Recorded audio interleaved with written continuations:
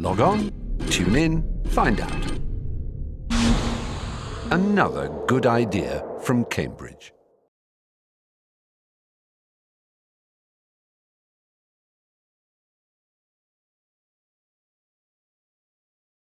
It's a great pleasure to talk to my friend and colleague, Ben Shneiderman. Ben, when and where were you born? Well, first, Alan, thank you for this opportunity to be interviewed by you and join this illustrious list. As I think about the context of the interview, it makes me reflect more deeply, and I appreciate that opportunity. I was born August 21st, 1947. That means 2 weeks from today I'll be 62 in New York City. And enjoyed my growing up in New York and surrounded by a warm environment of my parents who cared for me and my older sister. My sister had been born in 1937 in Paris, and my parents, escaping the oncoming war, had come to New York in February of 1940. And so I was born after the war, after all the turbulence, after all their loss. All four of my grandparents were killed in the Warsaw Ghetto environment. So the community of family that I had growing up in Manhattan, surrounded by other cousins, was really important to me, and I appreciated that. I appreciated also the environment my parents created as journalists, involved in the Jewish community, involved in New York world literary issues. They wrote later about East Europe, about their homeland, Poland, and many other topics. So I was growing up crawling on the floor with my parents, working hard in writing together. My father would dictate, and my mother would transcribe, shorthand, retype. My father would cut and paste with glue and scissors many times, and my mother would retype and retype. And often I've thought that I've told my students this story in terms of the sense of why I don't have trouble writing, because I know how difficult it is. I think many people expect that writing should flow effortlessly and be a clean. Why is it so difficult, do you think? From a mental point of view? Yeah, I think people have a desire to make it perfect. And it's very difficult to make it perfect on the first cast, the first try. And it takes reworking, as does speaking, as does any skill, any practiced result. I remember Winston Churchill's comment that he would practice his speeches 100 times until they seemed spontaneous. And I think writing also takes a lot of effort to do. So I think it's important to get it down, get the basic ideas, and rework and rework. And so that was one lesson that came from seeing my parents struggle in that way. Can I ask more about something you've gone over very quickly, your grandparents' death in the Warsaw Ghetto? Have you ever been back to Poland to search for? Interesting question. Curious that comes up even more often over time. No, I've never gone to Poland. It's not an attraction to me. It seems like a country of sadness and loss, and I haven't. My sister has been, and she's encouraged me to go. And there may be an opportunity in the next year to do that. So I may wind up taking it on, but it hasn't been a draw for me. Do you know what your grandparents' occupations were? Yes, I do. Actually, there is a nice family story on both sides. My father was a famous publisher in Warsaw, and their home was a cultural center that brought writers, particularly Yiddish writers, together, and so they were richly interwoven. And Poland was the largest Jewish community in the world at the time, some 3 million Jews. And so they were a strong force in that community. My mother was very much the academic, the scholar, and studied widely. She went to Berlin in 1928 to study, and she was more the academic, raised in this cultural environment. Her younger brother, Didek, or eventually became, the family name was Szymon, S-Z-Y-M-I-N, but he became the world-famous photographer David Seymour and used the nickname Chim, C-H-I-M. And that remains an important thread and inspiration in my life to this day, as I'm responsible for his estate, and interest in his work continues to grow. And the path of being a photojournalist was one that I considered, and maybe we'll come back to it, but certainly the visual orientation was very much inspired by my knowledge of him and the potential to go that route. He, with Henri Cartier-Bresson and Robert Capa, founded Magnum, the world's leading photo cooperative.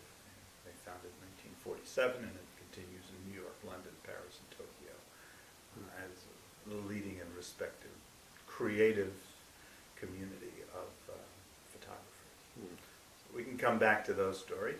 On my father's side, my father was of more humble origins, from a small town but a well-known cultural center called Kazimierz, after Casimir, King Casimir.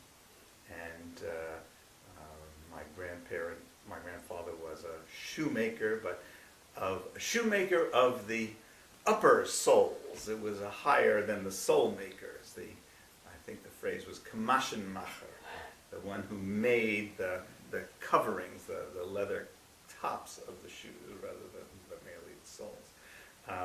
And it's a nice family story, a very different sort, or a poorer group. But my grandfather married Sarah, a woman named Sarah, and had several children with her, and then she died. And he married her younger sister, Hannah, and had further children. My father was the second youngest of this group of 8 children. And so I had many uncles and aunts and family and many cousins from that, and that was a very rich, warm community. My parents left Warsaw in the early 30s to join the intellectual movements in Paris, as did my uncle, David Seymour, and other family members, and traveled and wrote in Spain for the Spanish Civil War. In 1938, my father did a book called Krieg in Spanien in Yiddish, which was about war in Spain, which had 10 photos of David Seymour. So there was that collaboration between them. The other uncles and cousins came to the U.S., to Venezuela, to France and Spain, and as a result of the war, were spread out around. But the concentration in New York of community of my aunts, uncles, and cousins was a very rich source for my growing up. And they had a country house first in a small place called Lake Peekskill, about an hour's drive north of Manhattan. But by the time I was 4, the family had gotten together and bought a 26-acre farm in Flemington, New Jersey, an hour west of Manhattan. And the plan was that my oldest first cousin, Paul, and his wife, Judy, who had come out of the concentration camps, and my father had arranged for them to come to the U.S., that they were unhappy living in Manhattan and working in the garment district, and came to this small community in New Jersey where other Jewish survivors were also somehow forming a community, and often into the egg farming business, which at the time was the Korean War, and egg prices were $1 a dozen for the farmer.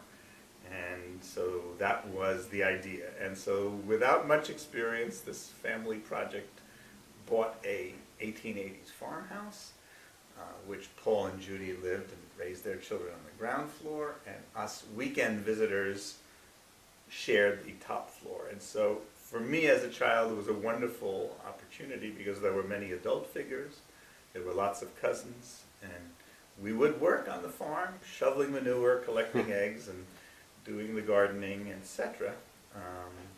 And that was a great experience as a child up through high school years.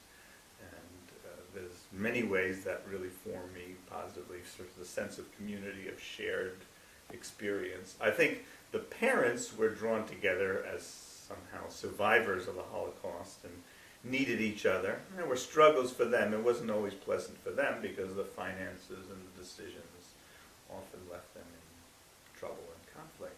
But for us kids who would play ping pong and baseball till after you could see the ball flying in the air in the evening till late. It was a great experience, so that was very formative for me. And I think the multiple adult role models was also important, because my parents had a unique way about them. They were working very hard by the demands of this new life. My father had a full-time day job doing publicity, and then his work, his writing, was nighttime work, and there wasn't a lot of room for other things. So they were very busy. My sister recalls that in a less happy way. She wanted more of the attention. And I was a boy and more independent maybe. And so I was sort of set off to go do my own thing. And I had my cousin George in the same building, and we would have our times together. So there were nice ways I could compensate, but I certainly saw that my parents were working hard. So maybe that was one lesson. And I saw this process of writing and what they were after. I saw also their commitment to social causes, social justice, to issues after the Holocaust, important questions that I was inspired by. So those role models were positive. On the other hand, even from the time of being a teenager, I had explicitly set for myself the goal to be not like my father. That he was absorbed with his work and his writing, and he had little time for vacations or hobbies or anything else, and had little time for me as a child.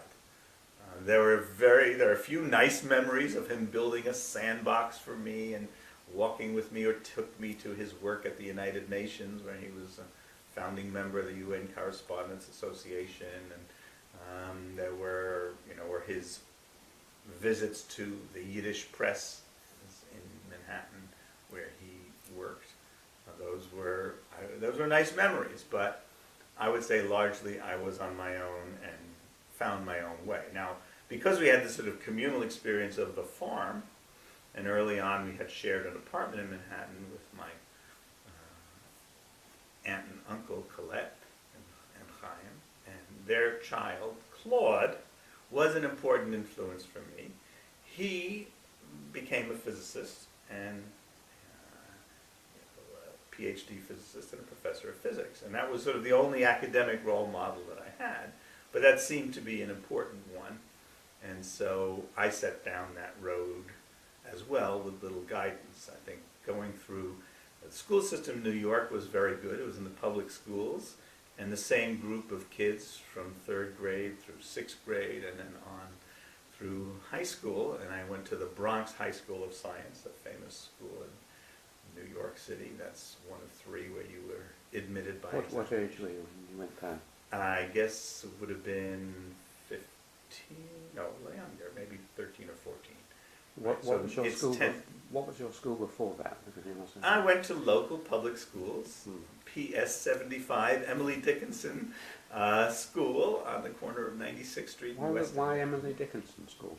Oh, well, the schools in New York were given a number, but they were also named after famous personalities. Emily Dickinson. She wasn't there. Well, she was not there, but that was meant to be whatever inspiration or distinction. Do you remember anything about that school?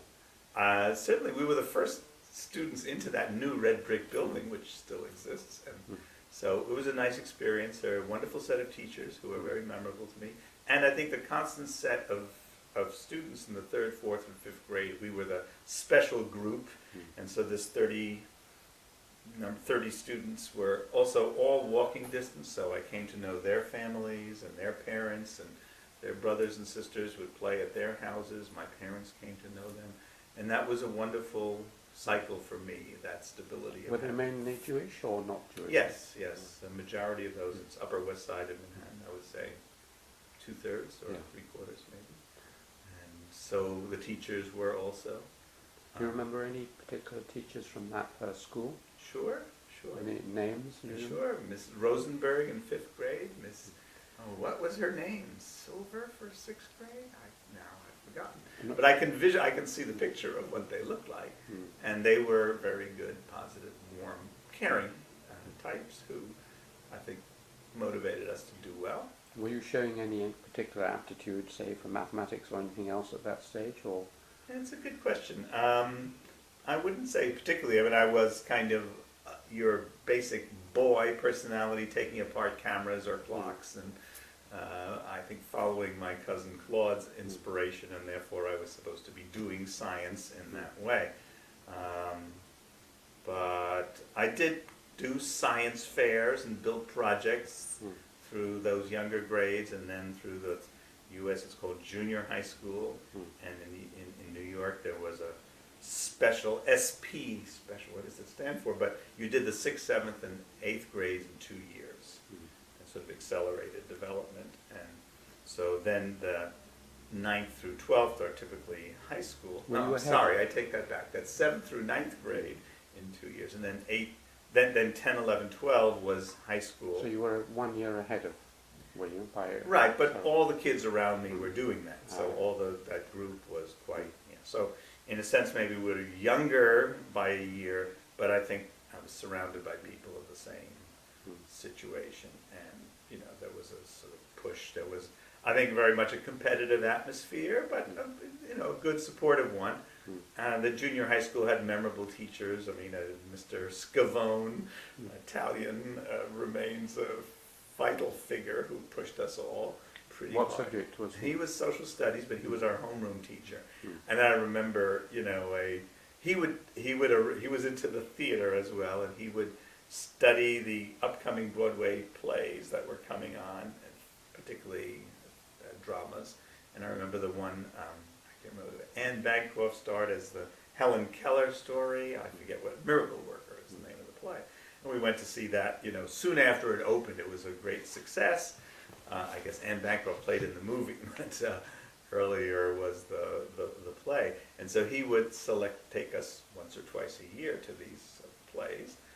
And I remember distinctly the punishment he meted out when one of the students really made a point that they really wanted to go to the play because we would miss school on a regular basis. We would miss the regular classes, and so he punished the group by not going, by canceling the tickets. And it was sort of a memorable point about the devotion to school was first, and this was an extra thing that was gotten for a good devotion to education. But that was that was an interesting situation, because we were sent, this group of about 30, to this special accelerated program in a school that was at the edge of Harlem, in a much more difficult neighborhood, and most of the students sort of struggling academically, I would say. And so there was an attempt to build up that school, and somehow the belief that these bright, motivated kids would raise the standards. I don't know if that worked or not, but that was the current theory. After that, I applied and went to the Bronx High School of Science. There were 3 such special schools. Stuyvesant was the other, and Brooklyn Technical. Stuyvesant, at that time, did not have girls. And so it seemed Bronx Science had a good reputation, but one of the attractions was, even though it meant riding the subway every morning a good deal north, that I went to that Bronx High School of Science. And that was a wonderful circle of very capable people, very inspirational, smart people, some of whom I'm still in touch with. But, there's a... Are there any teachers there you remember particularly? Yes, I would say the physics teacher particularly. I remember, it's a funny way it was captured, but it was in that physics class that someone entered to announce the killing of John F. Kennedy in that afternoon of November 22nd, 1963. And just somehow that kind of, those moments frozen in time that you remember where you were, and that was one of those. But there were just remarkable students in that school, in that class, who went on to do important work as well. Were you beginning to now concentrate really on science? And yeah, certainly it was physics, sort of the physics was the direction, and I was taking, in the high school, there was an approach to take college level physics. And this advanced placement group of physics students was a wonderful bunch of people. There was one girl in the class who was the one I took to the high school prom. At the end. That was my date.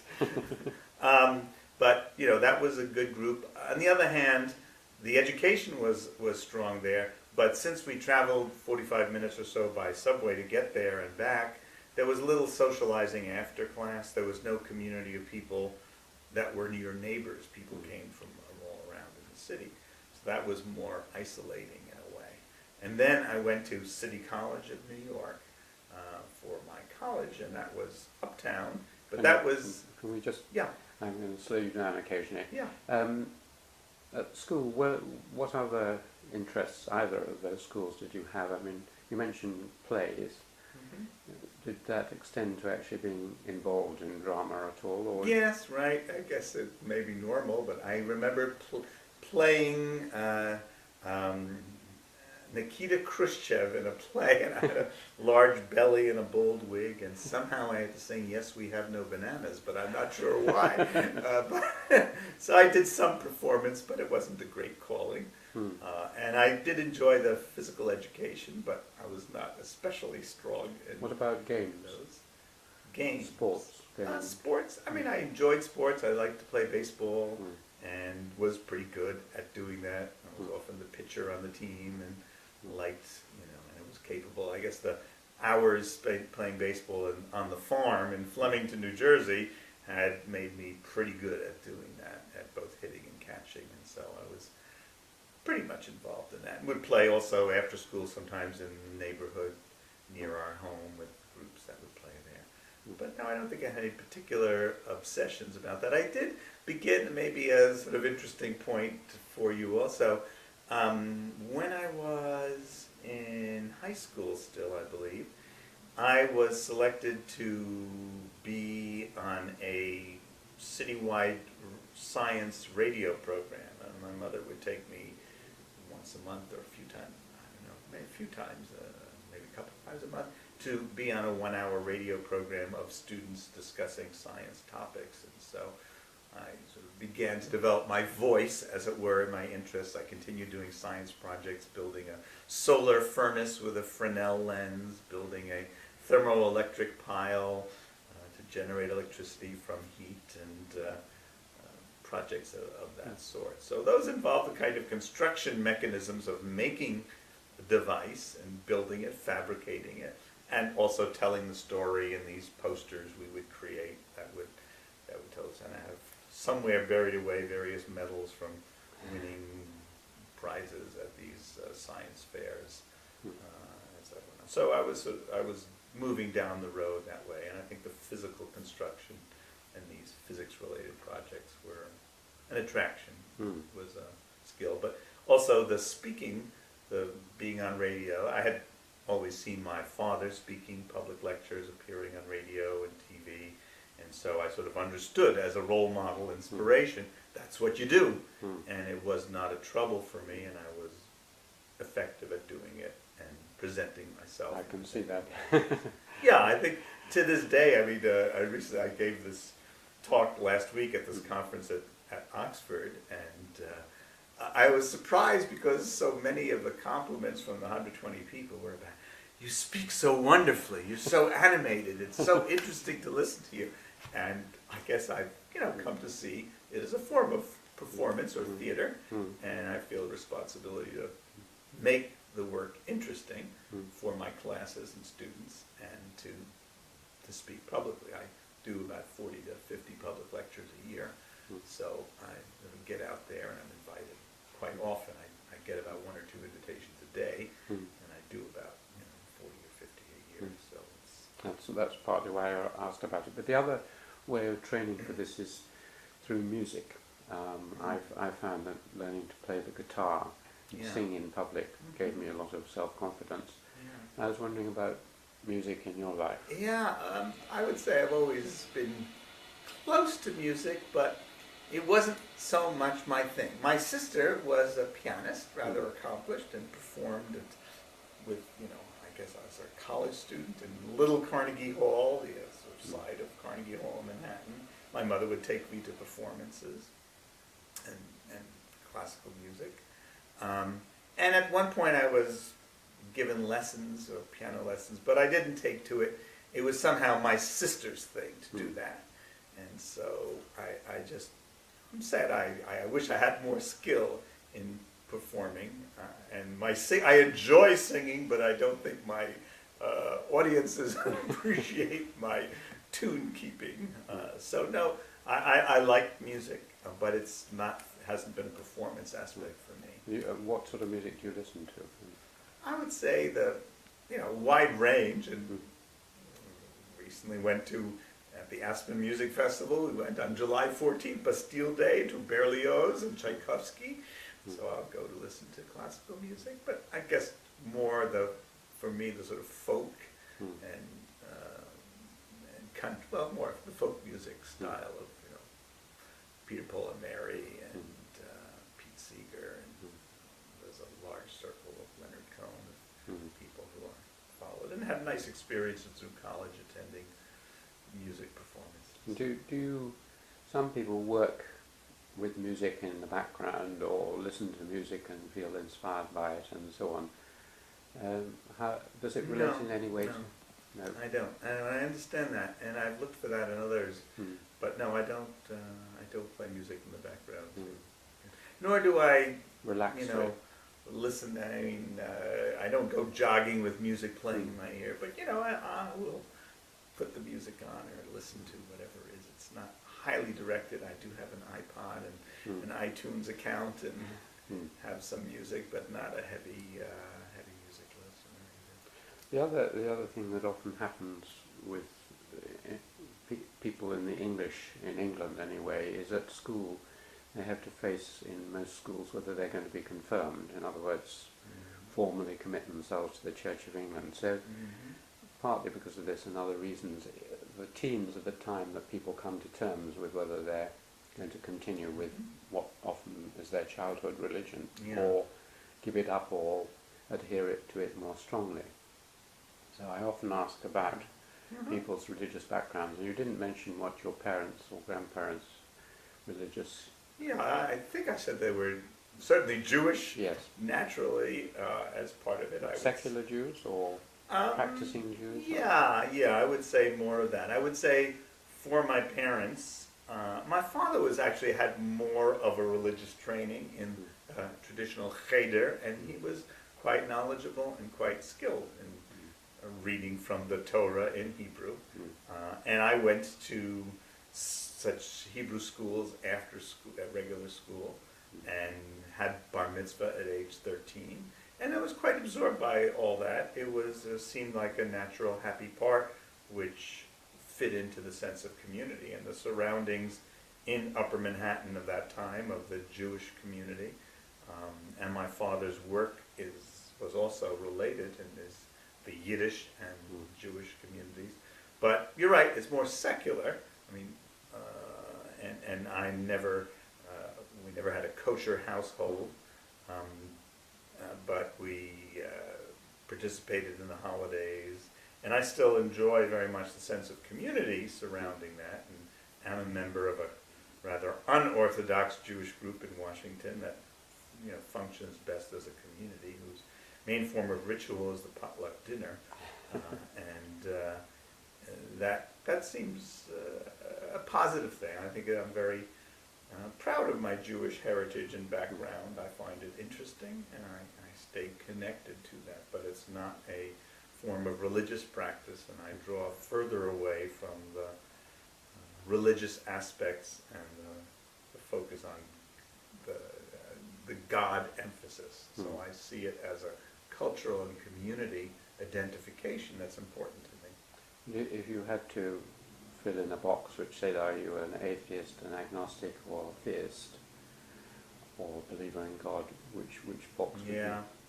I'm familiar with the question. I often see it as a point to evade. It seems like not even important enough to discuss or label that way. I don't believe in God. I don't think of afterlife, and I see it very scientific way. I'm sympathetic to Richard Dawkins' God Delusion, but I don't want to spend the time reading that book. It seems to me I don't need to, I mean, to spend the time gives it too much attention. There are important issues in the world. The Jewish notion of tikkun olam, which means to mend the world, is one that I attach to most strongly. That says the world we've come to is flawed, and each one of us has to do their part in mending that world. And so I take that as an important value, and notions of social justice and equality, etc. You know, helping those in need of help is an important part of my values and influences my practice as well, my science as well, in terms of the things I choose to work on and how to present that. So that seems like the important obligation that each person has. I try to inspire, not in a religious way, but in a practical way, my students and others and colleagues to take up these causes. I think we have an obligation to be part of some of those larger challenges and to contribute in ways that we can with our science and with our personal efforts to make the world a better place. One thing that intrigued me about at least two of the interviews, or perhaps three that I've done with distinguished Jewish academics, one was Simon Schaffer, who is a historian and philosopher of science, who talked very interestingly in his interview, and it was picked up a bit by Lisa Jardine, Bronowski's daughter, was that they felt that they both came from very secular Jewish backgrounds, Bronowski and so on, but the rituals and the community, a sense of community which that gave them, created a sort of, how should one put it, not exactly a tension, but a feeling of living in a double world, that they felt both completely at home and part of mainstream community, but also a sense that they were separated off and special. So, as they sort of put it, they felt both inside and outside. It's the traditional role of an anthropologist, you know, both a participant and an observer. They felt both participant of the culture, but also from their particular background, observing it, watching themselves, watching other people, because they knew somehow they were from a slightly different. It's the situation of many ethnic minorities and anthropologists I mentioned. I wondered whether there was any echo of that or resonance with you. Sure, I think everyone at some time has some of that feelings, but it doesn't seem like a dominant issue. I feel very self-confident, clear in my direction, and don't have to, one wants to examine that, but I don't feel troubled or obsessed about that. I don't have a hard time making the choices of what I should or should not do, what I should or shouldn't observe, or, you know, I do this group that I belong to at Washington has holiday celebrations, and I enjoy to go when I can and make an effort to it, but if I can't make that, that seems okay too. It's also a very accepting group, so it sort of presents that example that there's a great room for diversity and for people who are not Jewish to participate or intermarry and so on. So I'm familiar with the issue, but I don't find it a troubling one. I think I'm proud of my choices in life. I feel satisfied for what I've done or accomplished. There's unfulfilled agendas, of course, but I feel comfortable with where I've come from and what I'm doing. Right, thank you. Well, let's get back to the chronology then. You're now going to what you call college and what we call university, I suppose. Right. Remind me where that was. Yeah, well, I followed what would have been a quite understandable and familiar New York City trajectory that was many immigrant Jews came through, and this Bronx Science route, and then City College was, by this point I arrived there in 1964, having graduated from high school and spent 4 years there, and that was really quite wonderful. It's a well-established institution that is free. Now there is modest charge, but all my education was free, and it was a wonderful intellectual community there.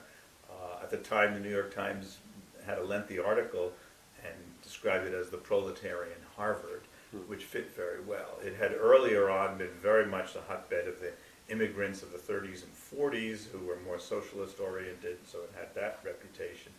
By the time I arrived in the 60s, it was much more of just a strong intellectual source. it has some distinction of more Nobel Prize winners than whatever. You know, I mean, Jonas Salk, for example, Colin Powell, you know, and other important figures came from that community. So blacks and Jews and other minority groups could get an exceptional education, and it was distinguished. It was, again, by admission, by examination. And when I graduated in 1968, actually they changed the policy to be an open admissions policy, and it really essentially destroyed the institution that I came to. And recently they restored its exclusivity and again its reputation. And so it's a troubling issue. Of course, one would like to be broad and welcoming to everyone, but there is a great satisfaction of that distinctive community, which sought excellence on a, let's say, with dealing with students who could not afford other opportunities. Choosing college is maybe an interesting point also. I see such a difference now with my students or my own children. They talk about all the colleges, they know about them, they travel, they visit them. At the time I was graduating from high school, I had, you know, no one really to guide me, and I had little choices. I was interested in physics. City College had a strong reputation in physics. I went there. You know, I didn't visit any other colleges, and it was, you know, my parents weren't absorbed with running me around the country to try different places. They didn't know much and didn't invest that much effort to go through. My sister had gone to Brooklyn College, another branch of the city university, and so, you know, it was just the natural thing to do. And it was a good experience. I began to exercise my visual side with photography, and for 3 years I was the photo editor for the yearbook and carried my camera every day and photographed the sports events, the lectures, and so on, and built enough of a portfolio to have an exhibit of some 40 or 50 photos by the time I graduated.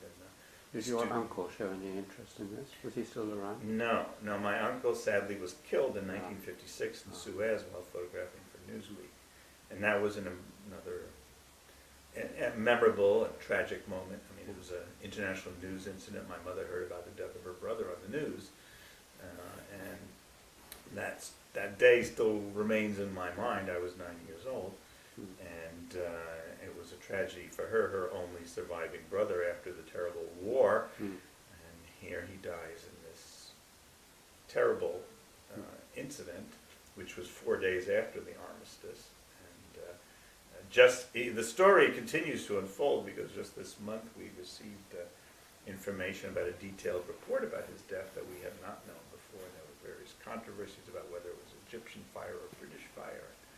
The jeep that he was riding in, driven by Jean Roy, photographer for Paris Match, who was kind of a wild adventurer, and my uncle, a much more careful type, just drove through the lines, did not hear or, you know, didn't pay attention to an order to halt and stop, and the Egyptian gunner shot their jeep up and fell in the Sweetwater Canal. So that was, and remains a story of vivid memories that keeps unfolding with new reports, as I say. And there'll be 2 upcoming exhibits about his work. And we could spend 2 hours talking about those stories. And I spend 10 to 15% of my time on his work in the state. I was just yesterday at Victoria and Albert Museum where I donated vintage prints to their collection. I was talking about doing further work with them and work with other museums like the International Center of Photography in New York, the National Gallery of Art in Washington, George Eastman House in Rochester, New York, and other museums to promote and preserve his work. So that's an interesting direction that I've explored another side, and I like to have multiple eclectic aspects to my life and work, and that's one that brings me in contact with a very different set of people, museum curators, photographers. So that's a healthy, interesting balance for my professional work. But to return to the story, so yes, I was in City College and had this fruitful time, and also pushing forward on the physics agenda where I was not doing well. I mean, it was a surprise and a challenge. I was supposed to be this smart kid, but I was not enjoying my physics, and had wonderful teachers, but I just was a real challenge for me, and I just was not doing well. I was doing fine in mathematics and other subjects and so on, but the physics turned out. As it got, I think as it left the kind of physical reality of pendulums and rolling balls and went to the more abstract world of quantum and electrodynamics, I just, the abstractions got further away from me.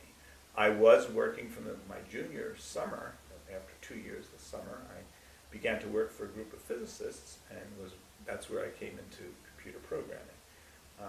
I was working this very good group, Bachman, Balmel, and Lee, 3 physicists with Brookhaven Laboratories, and so there I was at 18 years old, being involved with a serious group, and I was responsible for the computing side, the data analysis of these bubble chamber photographs that we got a day at the Brookhaven 80-inch bubble chamber. You take 300,000 photographs, and then you have 3-dimensional 3 views, and you digitize the tracks, and then you reconstruct in 3 dimensions what the path of the particle was, and knowing what the magnetic field is, and seeing the curvature, you know what's happened with the collisions. And so I was their programmer, and a kind of nice story. I started in the summer, I guess sometime in June, and I was to take over the programming work of another student who had graduated, and I had a very hard time getting into it. I learned a lot, and it's still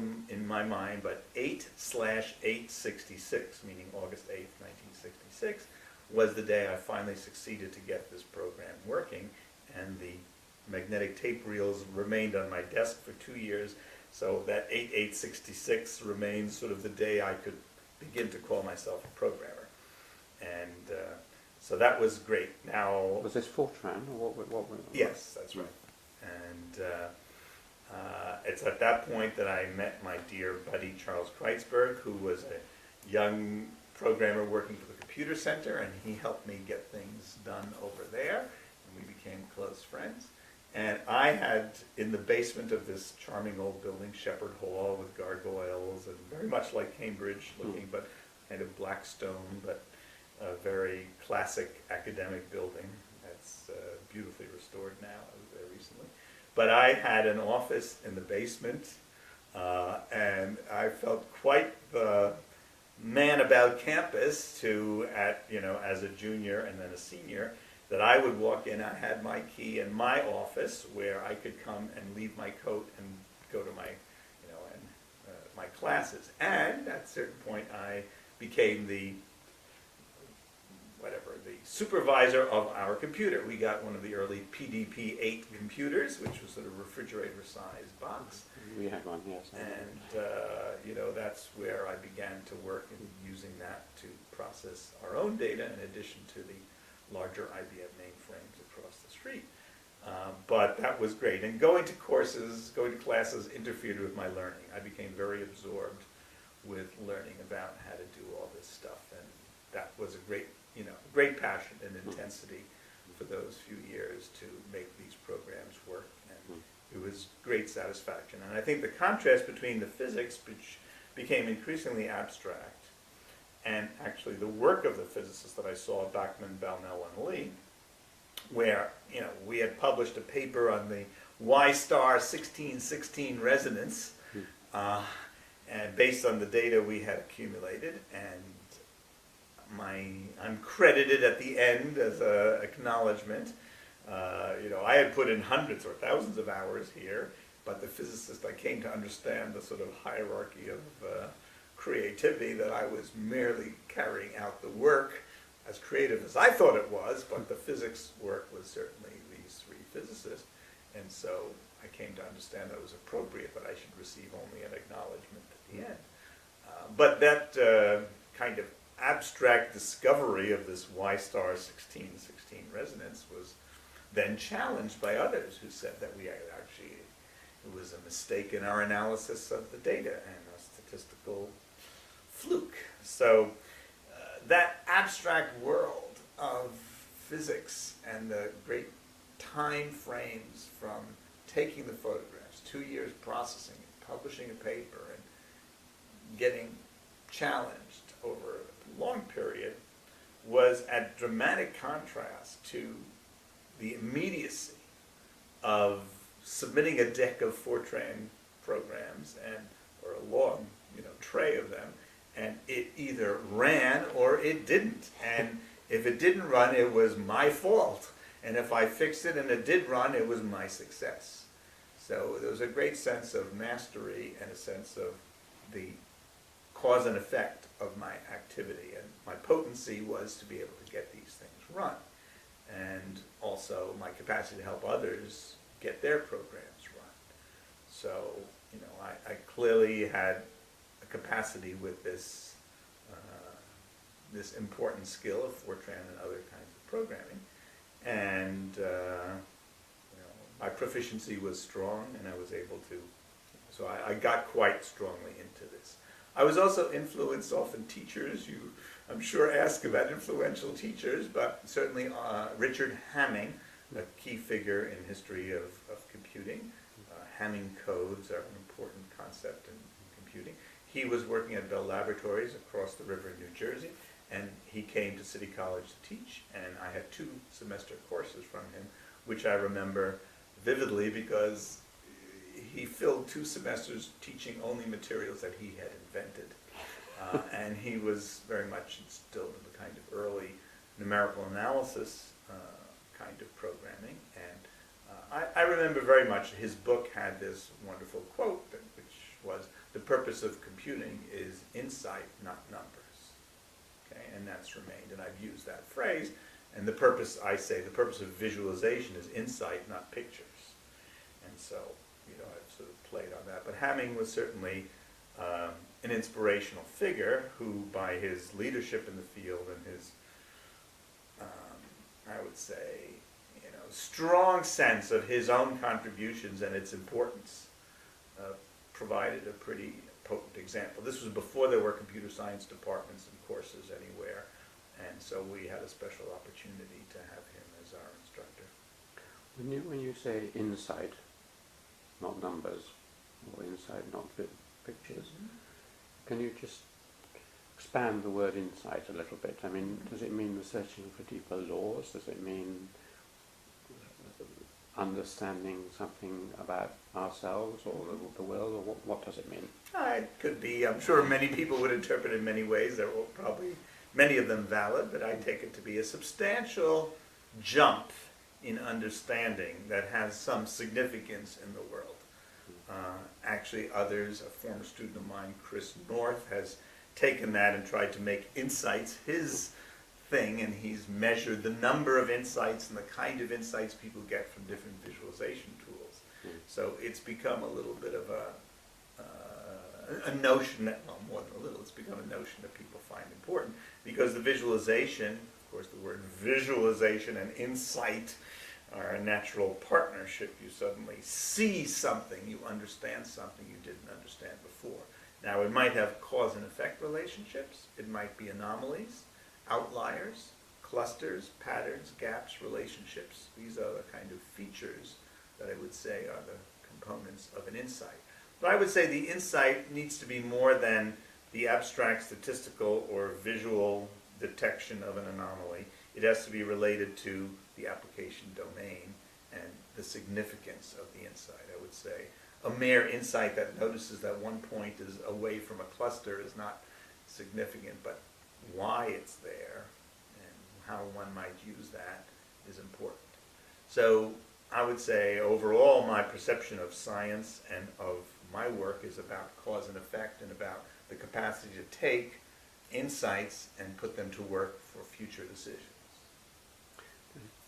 Can an insight encompass something like a paradigm shift? In other words, is an insight particular instances of new understanding, but can it be big enough? I mean, would you say that Einstein had an insight or Darwin had an insight, or would you use a different word for that?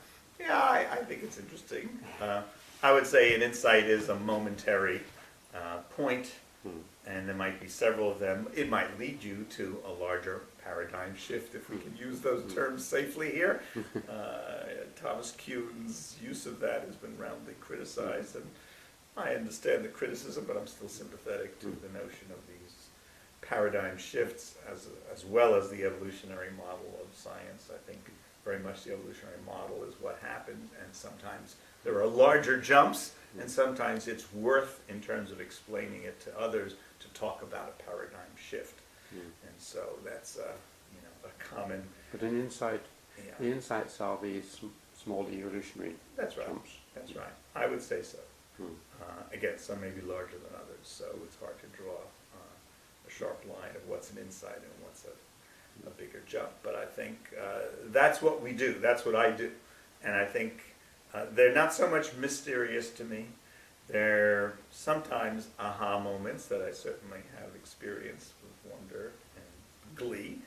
But I see that the pursuit of insights is a much more systematic and methodical process, that we can organize ourselves so as to make insights.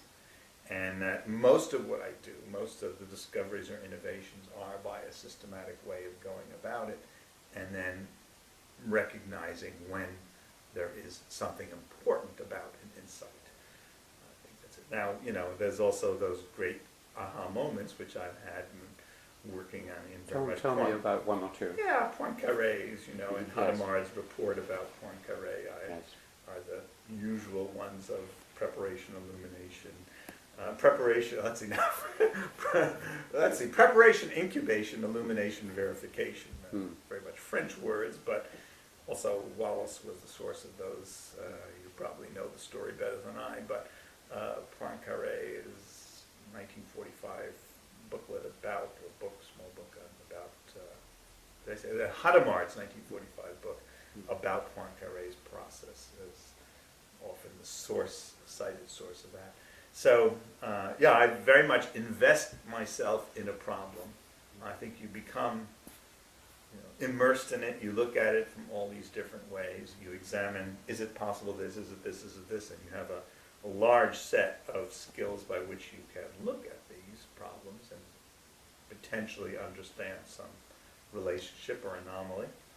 And at some point you may have an aha experience. So I guess there were a few maybe small ones. Gee, it's funny how they sort of they drift from memory. But the one that's very clear, and I have written about it, which maybe fixes it in my mind better, was working on the idea of what's come to be known as tree maps, a word that I coined as well. But I was looking at a way to create a visual representation of the contents of your hard drive. And at the time in the lab we were running, we had a Macintosh with a large hard drive, which was 80 megabytes, shared by 14 users. And so, when that would fill up, it was a chore to look at all the 14 user folders to see how much each person was using and who should I bother about cleaning up their storage space. And I wanted to have a single visual presentation that showed me the proportional use. So basically, in that case, you might think of 14 rectangles on the screen proportional to the size of number of bytes being used. But I was after a more richer presentation, which would be a recursive, not just 14 rectangles, but 14 rectangles broken up, each by the content of the folders and folders and folders recursively down. And I had tried many ways of trying to carve up the screen, and what I didn't realize how much of a novel phrase it was, but space filling, that it would fill the screen, okay, and there would be no gaps between these rectangles, and it would lay out the space. So you would see there'd be nested rectangles. And I had, I've been working on this for months and drawn many versions of this, and none of them really were clear. None of them provided a clear algorithm for it. And then there I was in the faculty coffee lounge, and I had this kind of, I wasn't thinking about it, but I had this kind of aha moment, and I sort of saw how to do it. And it took me 3 days to convince myself that it was really right and correct, and it was only 6 lines of code to get this tight recursive algorithm. But, you know, there it was, and it was, you know, certainly very much from Poincaré's description of how he stepped on the stair of the carriage at the École de Mines, and had this flash about his differential equations, and it was just that. You know, Just in a second, yes. yeah, yeah. And the fact that you weren't thinking about it, as in Poincaré's case, is what was important. It just suddenly comes back. Yeah. I often find, and many people find, that those relaxed moments occur specifically when you wake up in the morning, or when you're doing something like having a shower, or gardening, or relaxing, or going for a walk. Are there any of these? I've had a modest number of those. You know, there are a few other problems that I solve in that kind of way. I do reflect a lot, you know, at night going to sleep or morning. You know, I think I'm always replaying the story or thinking at it, of the problem in another way. And sometimes the problem may come to you and provide a solution, but that's less. I mean, I've had a half dozen of those kind of experiences, but I think mostly it's my discoveries come by a much more conscious, systematic approach in working on the problem. Now, I may work on it from many points of view and come back to it and, you know, find another way, and I will work my way through it, I would say, more methodically, and come to find a solution. You use the phrase something like you organize your life to solve these problems in a methodical way. Yeah. I mean, do you consciously, can you expand organizing your life? I mean, do you set aside places, times, ways of working that increase creativity?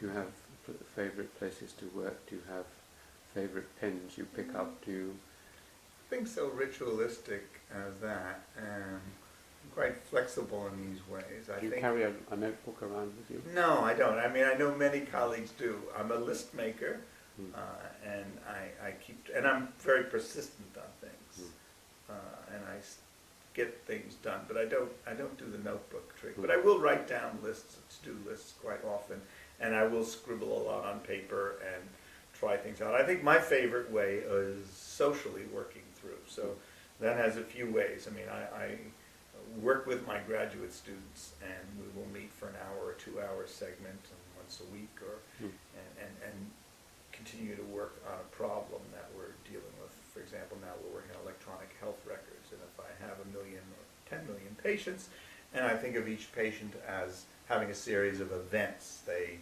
have a pain, they have a stroke, they have a heart attack, they receive a medication, they have a surgery. So these are events of different types. And what I'm interested in finding out is, are there patterns within these event streams across 10 million patients that haven't been noticed before? Can we search for them? So how do you specify a search that will give me all the patients that have more or less this pattern? And what do I mean by more or less? So, you know, this is a new problem. I mean, it's called nearest neighbor problem in k-dimensional space, but it has a unique problem in that, I mean, if we had events where the patients all had the same events in the same order, and we only had to deal with the differences in the timing between them, that's easy. But we have a more nasty problem, because sometimes there are missing events, sometimes event orders are interchanged, sometimes there's an additional event, and so you get these nasty metrics for nearest neighbor, which deal with two measures. One of how similar in time, and also we have exact numbers of events, or their switches or insertions, deletions. And so that's taken things in a new way. So we work on that problem, and you know, there are different ways to solve that problem. And so they're busy implementing software, and I'm thinking about it, and these weekly discussions are very productive, and they will propose something, and I will say, yeah, or I will say, yeah, how about this, or how about that? And so that way of spending the time on it, and I'm also very strong and very broad in my reading of background literature. I make sure I say to my students, even my undergraduates, I say I expect you to read every paper that's ever been written about the problem you're working on. And they're quite stunned by that idea, but that forces them to choose something narrow enough that they can accomplish that. and I'm quite serious about that. I also, again, I see it as a social thing, and I say, I would like you to write to the authors of these papers and send them your draft. And they're quite stunned by that, thinking these professors or others are exalted beings, but many times they're graduate students like themselves, or young professors, and or even senior professors. But senior professors will be responsive if you approach them with specific questions about their work and you show an interest in them, of course. And so I try to teach my students to be social in their connections as well. And I'm very much devoted to that idea that you should be willing to send your draft paper to all the people you reference. And I have a very wide net of people that I approach. And so, you know, I make that a rich part. I make my work much more social than my colleagues do. Most computer scientists, I think, have a more introverted approach. That's demonstrated by the analyses have been done, and I'm much more social and seeking them out. And I should be willing to let them challenge my work, even at its early stage, and let them know that I'm working on it. If I'm afraid to show it, there's something wrong. You have to be good enough to show it to them. My other point, I was saying, I read broadly, and I do.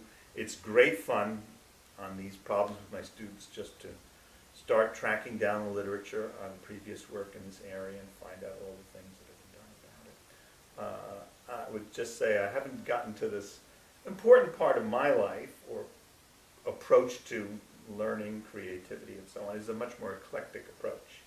Tracing back to my family background, which was very much invested in the humanities surroundings. My sister, after all, became a professor of English.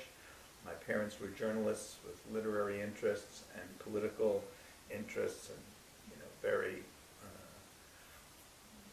very different world from the science world. And so, but I always kept those very much as part of my life. And part of the struggle of that through college about physics and why I wasn't doing so well, I was so interested in so many other things, and, you know, poetry and psychology and so on, and was reading widely, and was very much influenced by Marshall McLuhan, whose writings were of great impact on me. Media is the Message, and the earlier Understanding Media, the Extensions of Man. I went to see him and spoke with him and heard his lectures in New York. What was he like?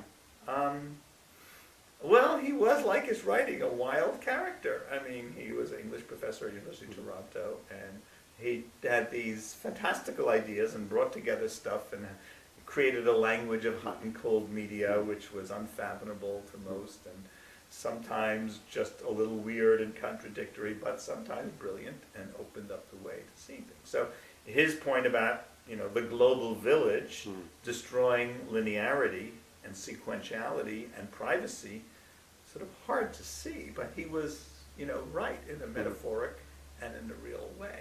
And so I came to accept that the specialist approach that I was being pressured to, either you're a photographer or a physicist, you know, either you do, you have to specialize, you have to major in something. And that was really not the way I saw the world. I wanted to do it all, and wanted to have these different parts of my life all supported. And McLuhan confirmed that that was okay, and that a sequence of specializations was a possible compromise. And that's been more the metaphor about the way I see my period, my work. That is, I've moved on. Maybe you might see them as beads on a string or pearls on a strand. But, you know, each piece of the work was one accomplishment. I focused narrowly, in depth, produced an important result, and then consciously I would move on. That is, I did not want to professionally stay in the area of my previous success. I wanted to be the eternal graduate student, reading a new set of papers and a new literature that I didn't know before, and trying to understand it and pick up what I would consider the low-hanging fruit of this new area, and moving on.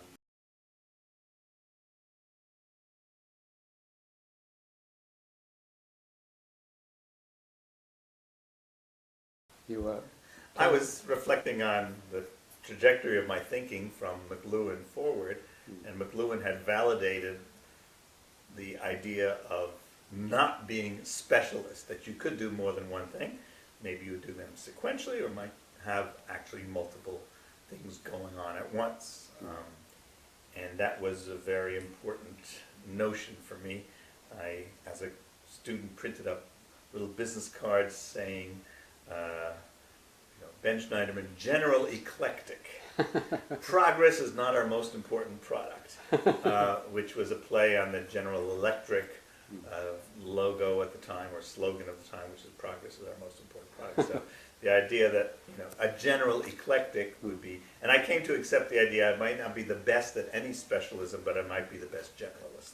So in that competitive atmosphere that I was in, to succeed and to be the best of something, I was accepting this notion of the best generalist, maybe a harder thing to do. And I would say professionally, it's not an ideal choice, but it's been a useful, good, satisfying choice in my life. I think those who choose a specialist path and follow that and build on it and go down that road and go ever further have a easy path in their career and a good way to succeed. I mean, it's not everyone succeeds with that model, but it's at least clear-cut and you can see your progress more easily. My own approach had been to go from interest to interest, whether it was photography or physics and computing and applications of computing to very many different fields. Maybe well appreciated by some that I've collaborated with political scientists and English scholars and chemists and biologists, and I find these enriching. And so these experiences have given me the rich set of multiple perspectives that I find useful for almost any problem that I attack. I'm also, I'm enchanted by my discussions with you about history of science, about philosophy, about anthropology, and I'm only an amateur in these fields, but I know often the references you make, I know the people you allude to, and I can make conversation in a lot of different circumstances. And people think I was trained in psychology because I'm able to, talk about that literature and the methods quite extensively. They may think I'm in, many different fields, and I acquire maybe narrow specializations. But I came to feel that, after 6 months of working on a problem with political scientists about Supreme Court citations and district court and circuit court citations over the last 150 years, I was knowledgeable about the key issues there, and actually I could make contributions to that field, bringing my own skill. I always respected, the other field and never pretended to be a political scientist, but I would be partner with these colleagues to publish in the political science literature, and I would publish the computer science literature with my students about the generalizations of those ideas. So the capacity to look at a problem, both from the specialist solution of a known problem to generalizing to other problems, is probably my best skill and claim to the repeated, I would say, successes that I've had. And that's, I think, an important principle that I like and I follow in an explicit way. I would say, I had sort of one footnote about that. I would say in, I guess, 6 years ago, began to work with biologists, molecular biologists, about gene expression data analysis. And I found that to be terrifically fascinating, but a bigger mountain to climb than any one I had done before. And after 3.5 years of working on that, being productive and producing results, I still did not feel I had achieved that proficiency to be able to discuss and carry forward in that field. I had a weaker high school biology training, and the gap between what I knew and what I needed to know was quite large, and so I worked hard on that. And we have very nice publications in the biology field for the tools we developed, and also in the computing field. But the biology papers, which are the typical 30-author papers, and I felt that our work deserved acknowledgement maybe and referencing, but they said no, their ethic in biology is that everybody's name goes on this. And so there are papers which I'm the author of, but I could not explain them to you adequately. It's a challenge to me because the conflict among disciplines in the way of working is, unsettling, I would say. And I felt for a while to put those biology papers in a separate section of my resume because I didn't feel that I could claim the content of those articles.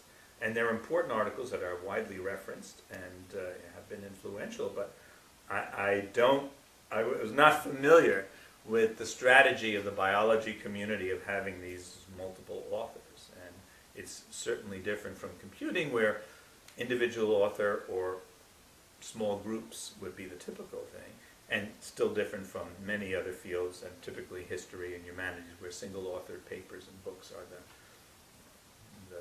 main way of going about it. So I came to be aware about the different publication strategies in different fields, and this eclectic style suited me, and I enjoyed the sequential relationships with professionals in different fields to solve their problems and stimulate our work in terms of new problems. So the current example of electronic health records is yet that problem again. I think working on medical computing is a noble application of computing, which is in harmony with this tikkun olam notion of mending the world, of working on medical care, is a wonderful opportunity for me. And yet I think, we also broaden computer science not merely by its application, but by bringing new problems that had not been attended to in computer science. Similarly with English researchers, literary scholars. My colleagues think because I collaborate with them, I'm doing a favor to these English professors, or they rather disparage true interdisciplinary work.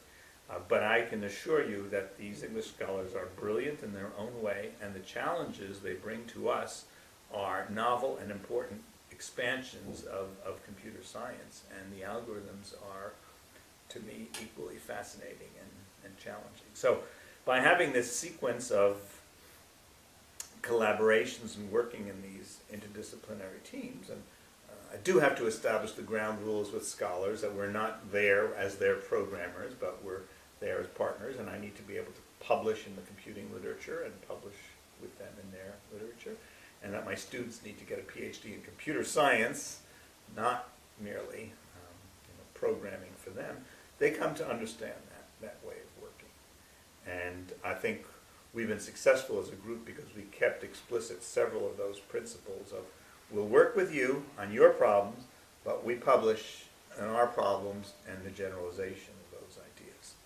And the inspirations from these different disciplines enriches me and gives me confidence about whether a solution is going to be generalizable, powerful, difficult, or easy. And I would say the breadth of my reading is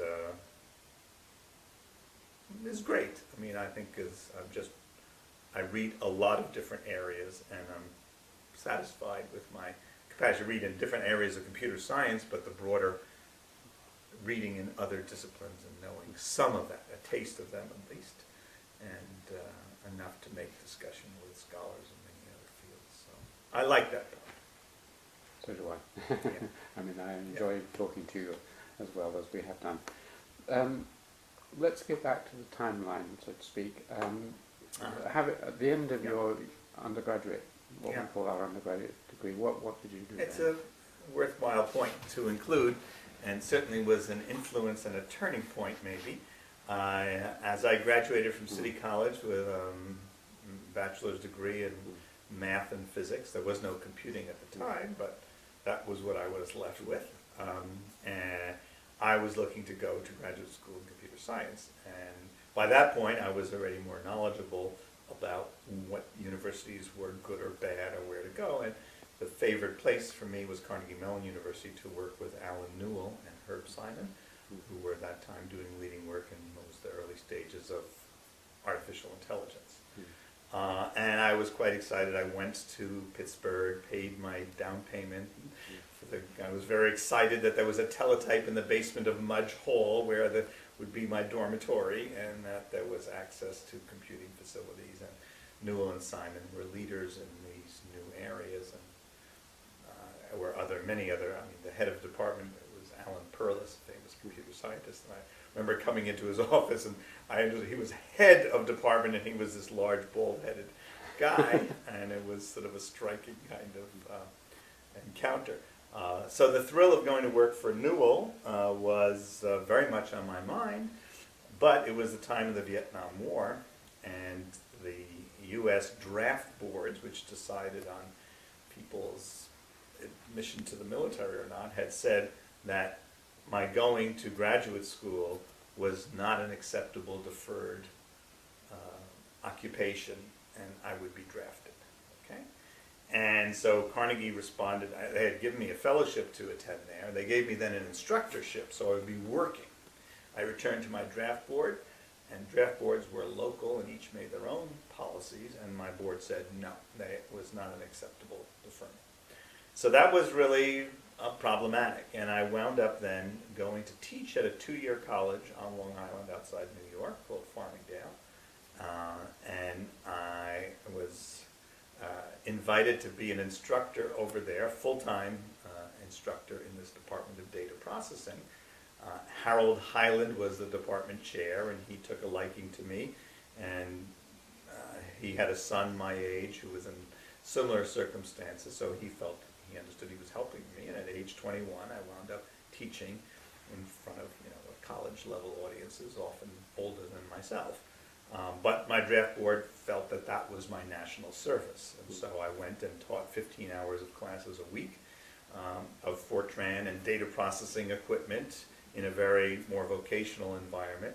But that was quite wonderful, and it was this distinct feeling. You teach people a very professional skill of a certain kind, and they go get a job doing that. And since it's more local, the students are likely to return and tell me that they got a job because I taught them this stuff. And so that was gratifying for 3 years, and I worked hard, and that's how I came to be at the State University of New York at Stony Brook, also on Long Island, near Brookhaven Labs. But it was a new university, and so I came to take classes there, and I was, computer science was now emerging as a discipline. There was a department, but no degree yet. And I was also doing applied mathematics, so that would have been the degree. I became the first PhD in computer science at Stony Brook, so it's well remembered in 1973, and I'm invited back on 5-year anniversaries and as sort of the first PhD, and I'm appreciated for my accomplishments there too, and quite warmly welcome.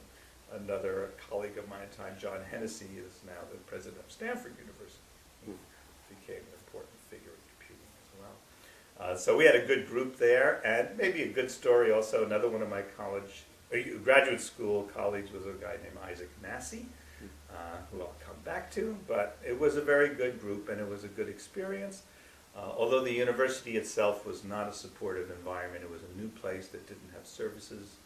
And I guess my memorable moment outside my office, I was an instructor. I came there as a graduate student, and then they offered me an instructor position finally. And outside my office there was an open steam vent where they were working on it. One night a student, this was unlit and unmarked, fell into it and died.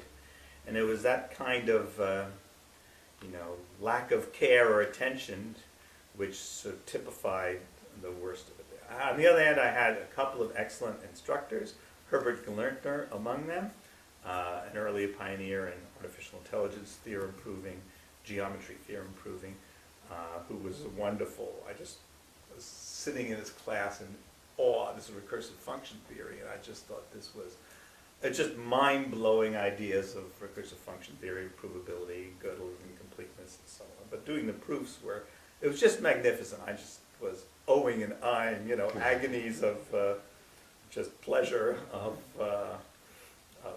understanding these things. So he was a memorable professor who I had for several courses. I remember quite vividly, though, my conflict with him. I had gotten excited to write programs to do some of these theorems or prove things, and I offered to do a theorem proving program, which was a pretty ambitious effort, if he would excuse me from the midterm exam. And in its place, I could turn in a pretty ambitious effort. I thought I could manage that. And he said no to me. And I really annoyed me. But I think he may have been right. He may have been right to force me to do the basics there rather than sort of go out on this adventure of programming. But it was really troubling to me. My own professor there was Jack Heller, who was working on databases and mathematical theory of databases. But it was there also I learned this sort of practical connection, because he had been working on museum databases, and we worked on the Museum of Modern Art's Fine Arts catalog and cataloging that. And my dissertation was essentially a theory of these richer data structures called a graph theoretic model of data structures. And so it had the application of working from the Museum of Modern Art, but it had the generalization of a mathematical theory of graphs. And I was able to apply graph theoretic strategies to making efficient models of how to implement these things. And I had begun the dissertation writing process in the way that I now work with my students, where I think traditional approach would be to do your work, then write your dissertation, and then publish papers from that. And I think many disciplines still follow that. But I was much more into doing the work, publishing a paper, publishing 4 papers, and then writing it as an integrated document to make the dissertation. So the advantages there was in harmony with my social approach, that is, get your work out there, let people read it and criticize you and find out what's wrong with it in time for you to make changes and adjustments to this. And it also pushed me towards having the work done soon enough that it could have impact on the Museum of Modern Art, the United Nations projects, and other museum projects that Heller was working on. So the other point is that real work should be applied. I don't subscribe to the strong separation between basic research and applied research. I think you do your best basic research if you have a real problem to work on. And I, to this day, follow with my students, even undergraduates, you must have somebody outside the classroom for who you're building this. You need a user, you need a problem that somebody else cares about. And your goal is to solve their problem and ensure that your solution survives beyond the end of the semester. And that's been a very productive approach for undergraduate, graduate, and also for my work with students. We don't take on projects unless we have a real user with a real problem. So working on electronic health records, I'm with a group of physicians who are looking at real problems in the medical world. I see so many times papers that are done in an abstract way, and it's true, maybe 20 years from now someone will find an application for this, but I don't have that time to waste on problems that are so abstract. I think you get your best work when you have a real problem that somebody cares about, and when you present a partial solution and they can criticize it, they can tell you what's wrong with it, they can suggest improvements, refinements, and you come back and get a better solution. And I think that driving force is extremely powerful. So I think you get the best theory when you're working on real problems. How did you come across the work of Cod? Ted Codd? Of course. Did you meet him? Sure. Quite often. He was a god in these parts. Codd the god. Yes, He was an RAF officer, very British mustache, and a wonderful character. I have many photos of him, but I was a very early player in that space of relational data model. Yeah. And he was a wonderful inspiration. And his February 1970 paper in the Communication ACM certainly was one of those important, brilliant moments where he not only presented an idea, but presented its ramifications in rich ways.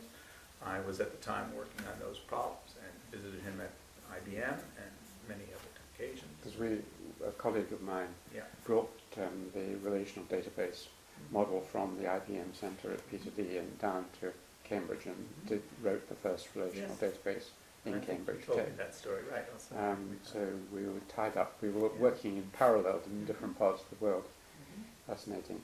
So was this work that you've just been describing, was it Stony Brook? That was a PhD, and then what happened at the end of that? Right. So Just more about the strategy of producing the PhD. We're writing these papers, and one of them was published. When was it? But it finally appeared in 1973 in the Communication of the ACM, and made the major publication. And it was called Optimal Database Reorganization Points. And one of the issues at that time, databases, as you added new items or deleted items, they would become less efficient, and each successive query would take longer. And so you desire is to reorganize often, but that's costly, and so you need an optimum strategy. And I had a very lovely solution for that had a nice closed and intuitively understandable, made good sense. It was a nice mathematical proof for the simple case and a general mathematical solution for the more elaborate case. It was a fairly mathematical piece at the time, and it stimulated. It was one of those great things as a graduate student or a young researcher, because it stimulated 35 papers in the next few years on this topic, and opened up a new field, and it was a nice success story. And so as a graduate student, that's the kind of thing you want to see happen, and that was one of those components of the dissertation. Other parts didn't have as much a profound influence, but this graph theoretic model turned out to be a good way to look at data structures and databases, and so it seems obvious and natural at this point to people to look at it that way. There's a nice story to tell about along the way as a graduate student. Again, my eclectic and diverse side was exploring other branches, and I had been, as a graduate student, a volunteer for the ACM, the Association for Computing Machinery, at a professional event that hosted the British software engineer named Michael Jackson.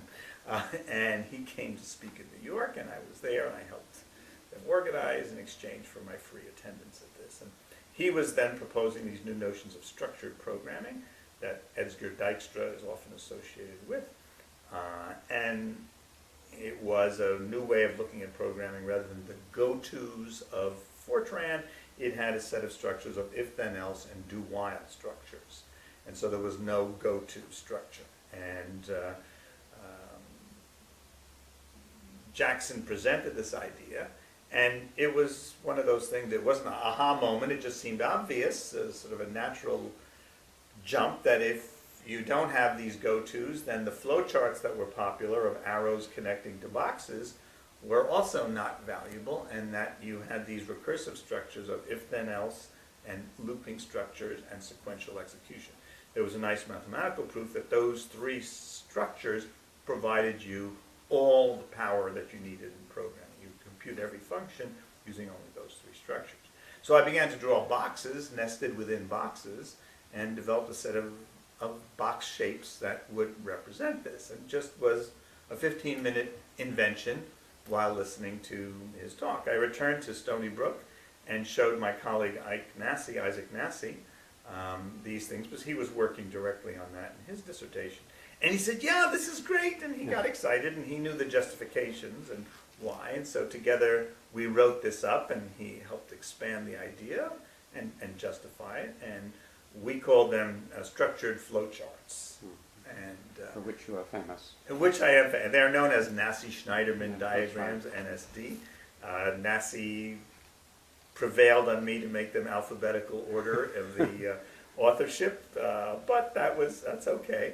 And so we submitted this for publication in the Communications of the ACM, which I've mentioned already, and it was returned in a few weeks, very quickly, rejected. And the rejection letter, which I've scanned and is on my website, says the authors should collect all copies of this paper and burn them.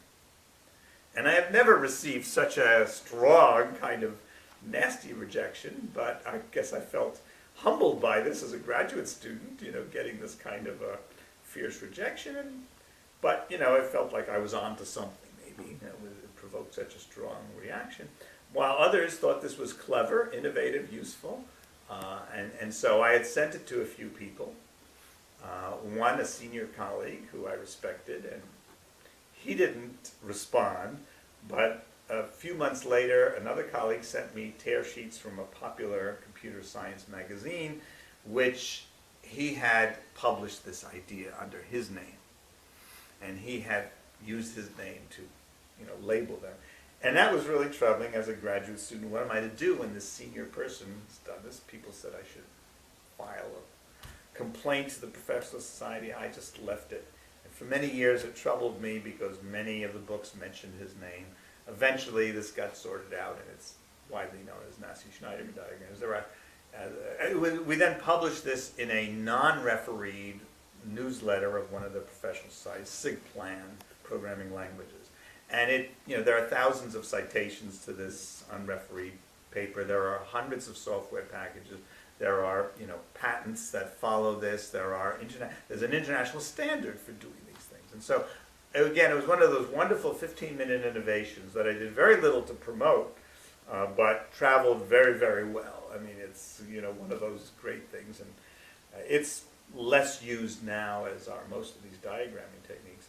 It's still widely used in Germany, where they're called structograms. But it was a great episode and another story about the paths of creativity and how certain ideas travel well. And maybe the first 100 papers were variations on the theme and extensions to it and amplifications. And they were ways of taking it to another level. It was one of those simple ideas that people could understand that was a jump in a way. It was a different way of looking at the problem and opened up the door to many possibilities. And I'm aware that good contributions are not ones that solve a problem and end it, but they open the door to new possibilities. So that was the episode as a graduate student of Massey-Shneiderman diagrams. I finished my degree in '73 and took a position at Indiana University as assistant professor. Recently married and went off to do my service to the Midwest of the U.S., and Indiana was a good university, a state university. I was, at that point, I would say, quite strongly motivated, having gone to City College and the good educational system of the public schools in New York, and then went to Stony Brook, the State University of New York. I was imbued with the notion of doing service at these state universities, and so it was an attraction, and going to Indiana was a good way of getting to a different place. It's a small university town in Bloomington, Indiana, where it's a lovely campus, and there were 5 of us junior professors hired the same year. Amazingly, 5 guys with families, all 5 Jewish. You ask about but it was sort of an amazing thing that here, there was no precedent in the department, and here was this sort of Midwestern, non-Jewish community, but they hired 5 Jewish guys, and so we became close, and all had children, and so it was a nice experience for 3 years, and that was a good time. And my daughter Sarah was born in Indiana in 1975.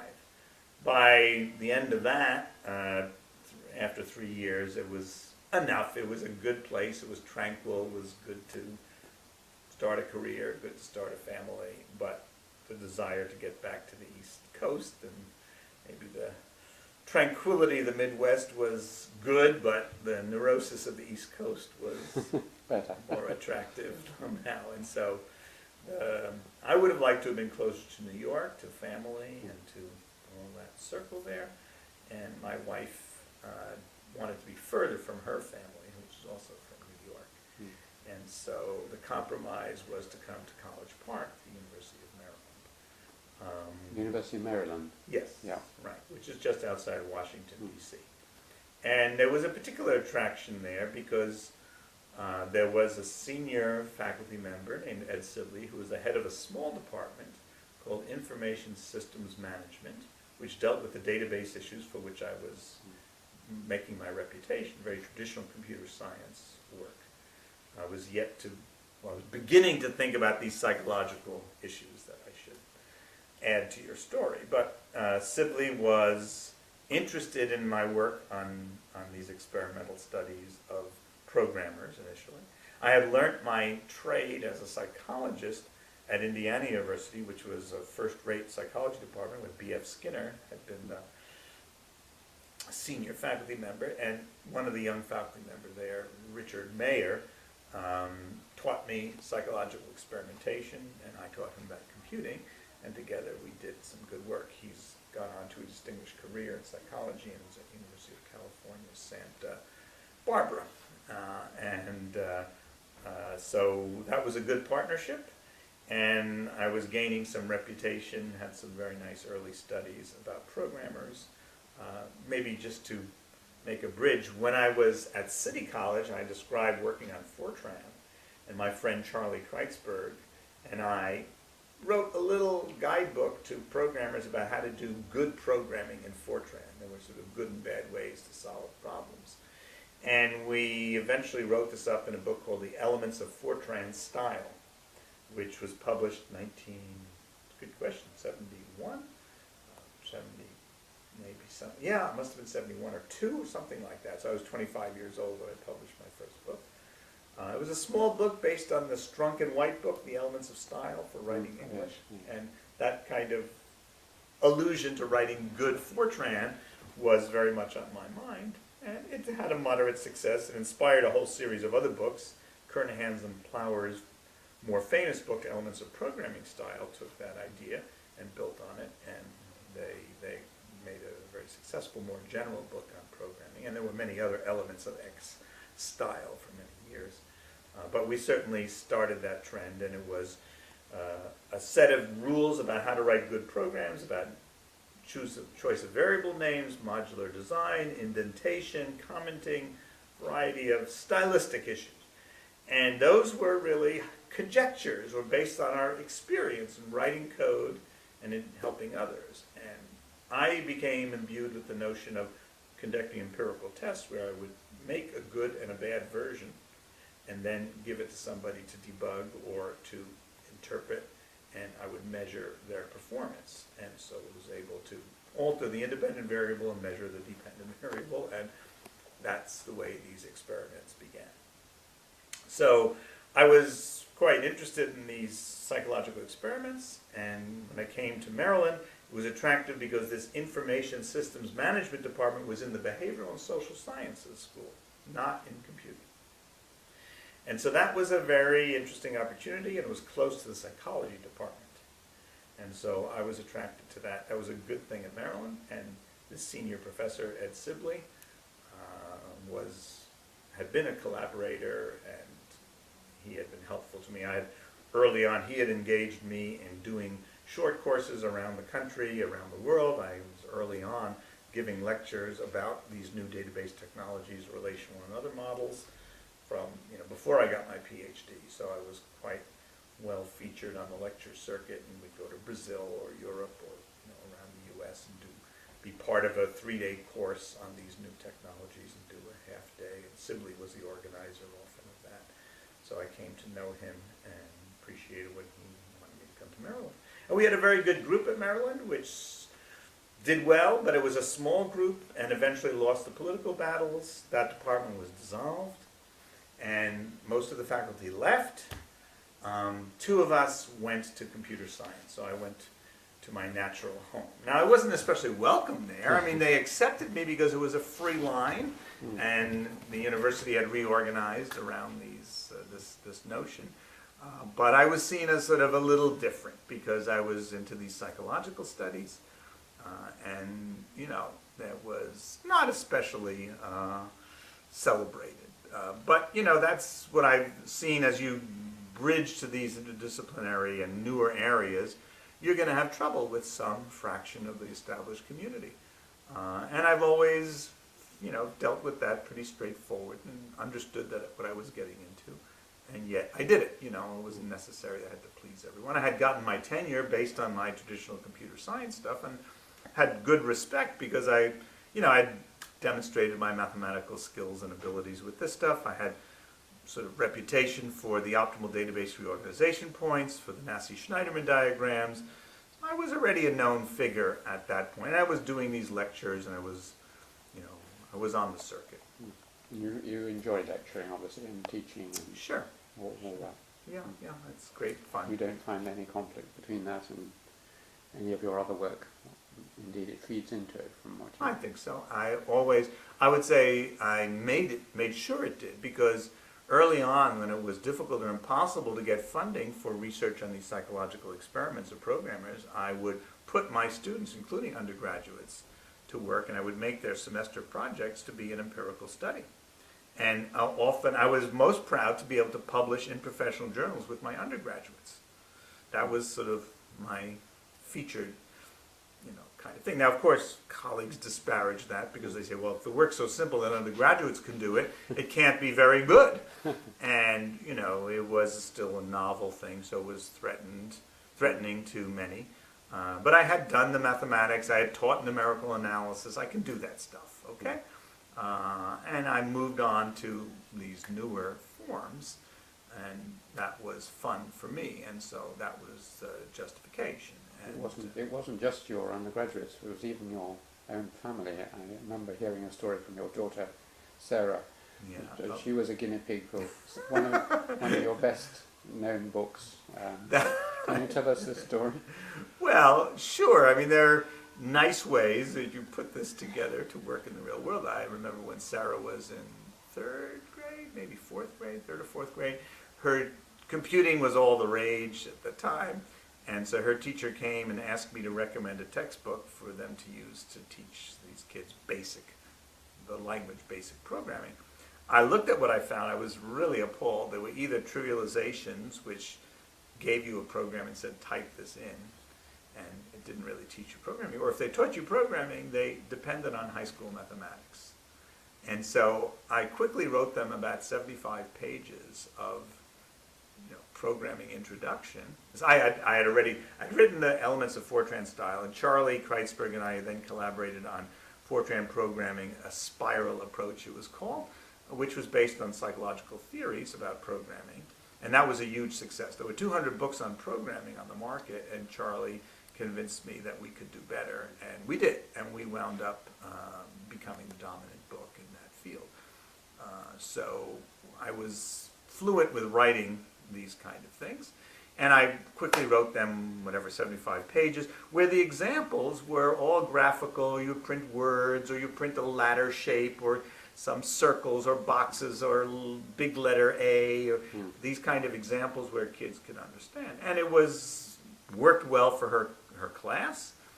The DC school system then asked me to polish that up, and they printed 3,000 copies for summer computer camps that were the rage in those days. And then it got published in 4 different computer versions, IBM, Apple, Commodore, and one other, Atari, I guess. So we published, and Sarah was, in that case, I think that's what she's remembering, she worked through the problems, and she was sort of, each book had one child who worked through the problem, their picture was there, they worked with their parents, and so it worked out pretty nicely. I thought she was going to tell other stories because she was, she remembers often, I used to help them with their science projects and doing experiments in that way. And I remember one of them was using the sound generator on a computer to generate sounds of different pitches and different volumes.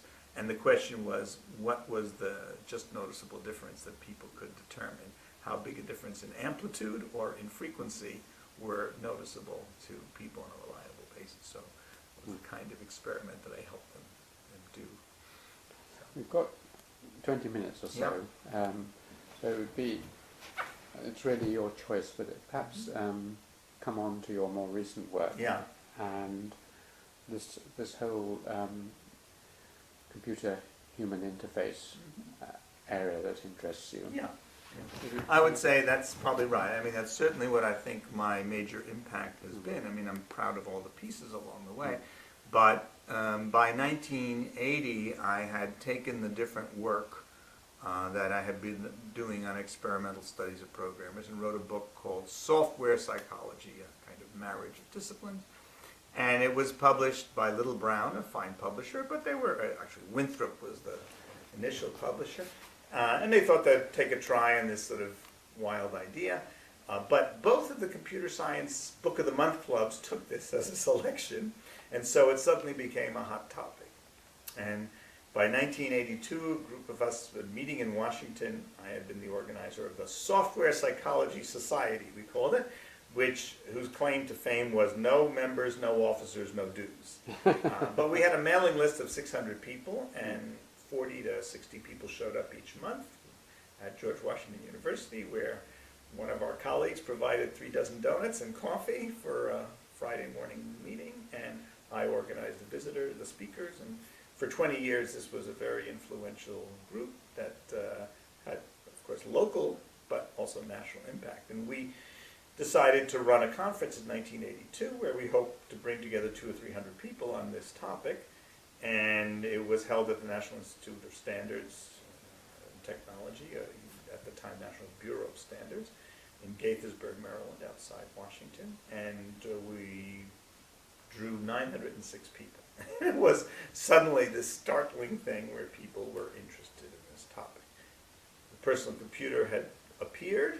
We were still before the days of the Apple Macintosh, but these ideas were beginning to grow, and the work of Doug Engelbart and others began to show the promise of personal and interactive computing, and so the interest was strong, and it helped launch that topic. The following year, the ACM's Special Interest Group on Computer-Human Interaction was formed, and they took over the conference, and it ran in '83 in Boston, and has continued to be the main source, drawing as many as 3,000 people a year, and that professional group remains a strong one. So I'm proud of my contribution to making that group go, and to this topic. And that bridge of disciplines was a natural spot for me to be in, and I'm pleased that it has succeeded in a certain way.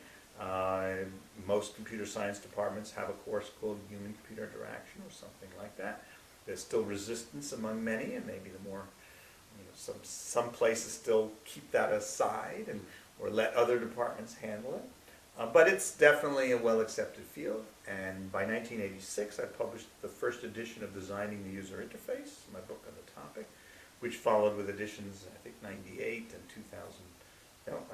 92, 98, and then the 4th edition.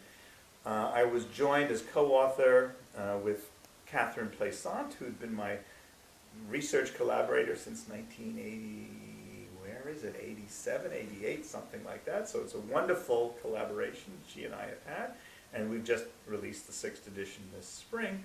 No, I'm sorry, the 5th edition was just published, and she and I were co-authors. We have 2 other contributors, but that's been the main textbook in the field and helped define it and put it forward. It has 5,000 citations on Google Scholar and more, I don't know, but it's widely seen. There are other books, of course, but it's told the story of this growing discipline, and people use the 5 editions as a sort of historical tableau to look at certain terms and ideas emerging or disappearing.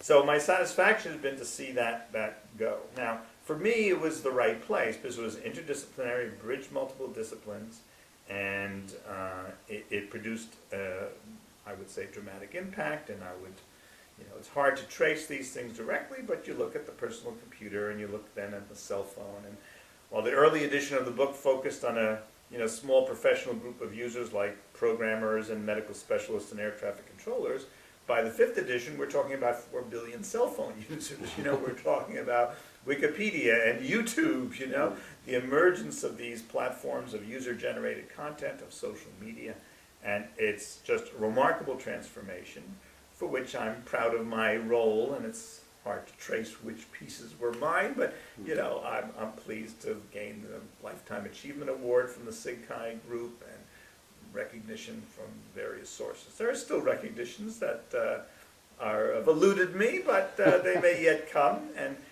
I would say in some areas this is still seen as new stuff and not quite science and so on. And soft is a word that's often used, but I would say many other sciences are hard in the sense of being brittle, and this softer science is the direction, I think, for many things to go, and I've written recently about the notion of science 2.0, and that the first 400 years of the past of science, of physics, chemistry, and so on, controlled laboratory-oriented tests of the natural world were effective, wonderful, and continue. But I suggest there's need for a new way of thinking, which I call Science 2.0. This was published in the Science of AAAS, so it had a certain legitimacy that way.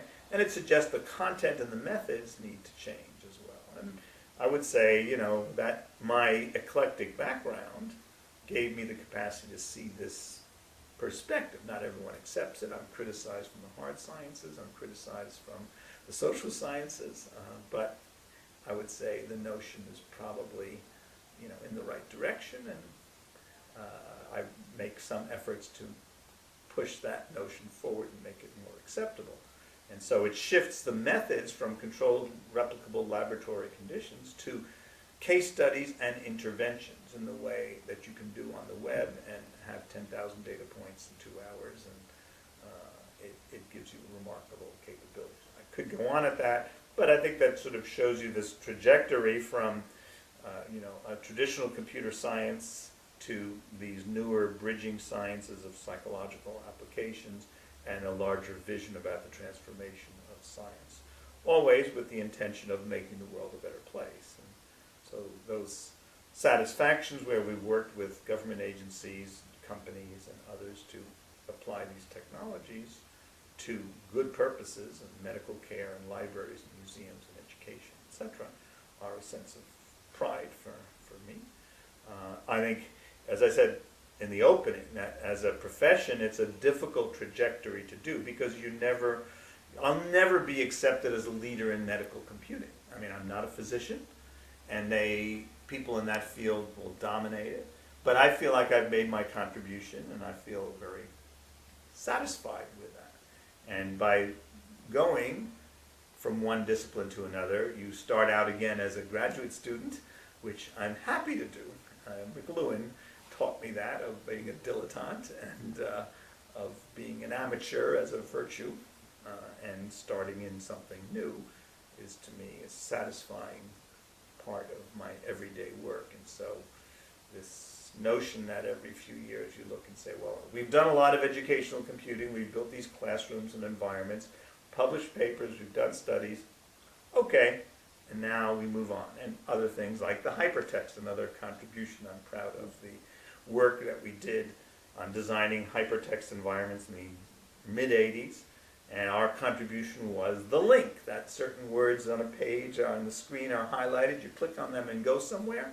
That was our work. Okay. Many people had commented on the link. It goes usually traced back to Vannevar Bush's article in 1945, which talked about MEMX and this memory. But his notion of the link was you typed in a code number for a document and your microfilm device would spin to get you there. We began to develop these electronic encyclopedias, and the notion, there was an aha moment when, you know, we had, and not in those days, a video disc player for the images, and we had a plain green screen for the text, and we had captions and descriptions, and then a numbered list of where you want to go next. And in one screen there was a very short caption, but a numbered list of name of Polish poets, actually. and it was almost identical, the text in the caption and then the list of the names. And I asked the programmer at the time, Dan Ostroff, well, how can we get rid of this and then replace them so they would be highlighted in place, and then we click on them, and that was done. And we experimented. We did about a dozen studies comparing different forms of highlighting, what colors, and boldface, and the idea of light blue and underscore was what we developed, and Tim Berners-Lee saw that. And in his 1989 manifesto for the web, he cited our work on that. And so it's a small contribution, but it's one of those that traveled very rapidly, had a broad impact, and great satisfaction. I mean, there's controversy about whether we can take pride in this claim. Others were certainly working on this.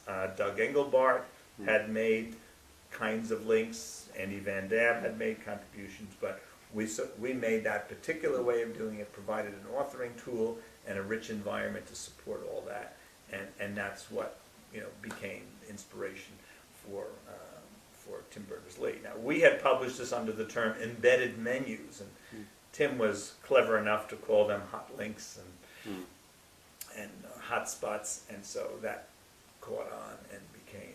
Did you know Tim? Yes. Berners-Lee? Yeah. I mean, he is often in the popular media anyway credited as being founder or discoverer or Inventor of the web. Inventor. He deserves the credit for it. I would say we were working on these hypertext things that ran on a single computer.